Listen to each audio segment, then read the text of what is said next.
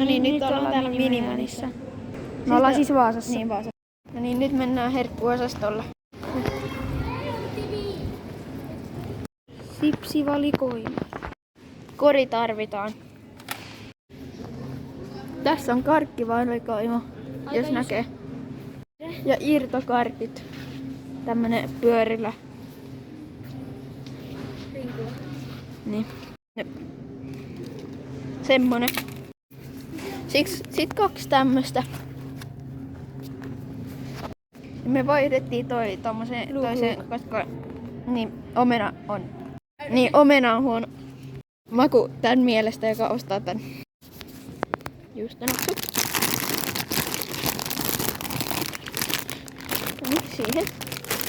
Ja sitten otetaan Broadway.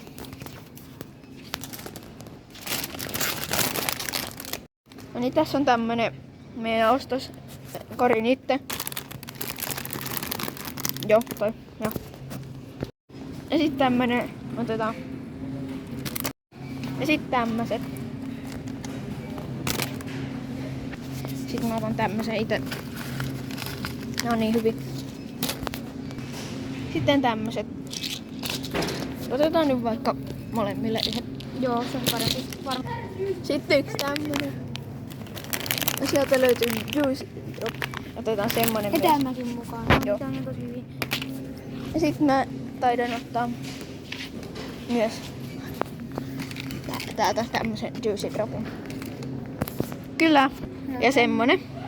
Sitten täältä löytyy tämmöset semi-halvalla, jos ajattelee muita hintoja. Tämmönen otetaan yksi. No niin. Sitten on tämmönen oukkidoukki. Ja yksi tämmönen. Ja sit vielä kaverille tämmönen. Ja vielä tämmönen kaverille. Niin. No niin, tässä on tämmönen. Niin, tommoset otetaan se pätkä sitten. Joo.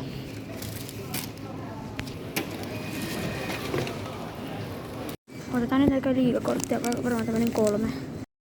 No tässä on nyt vähän tämmöstä, mitä me ostettiin.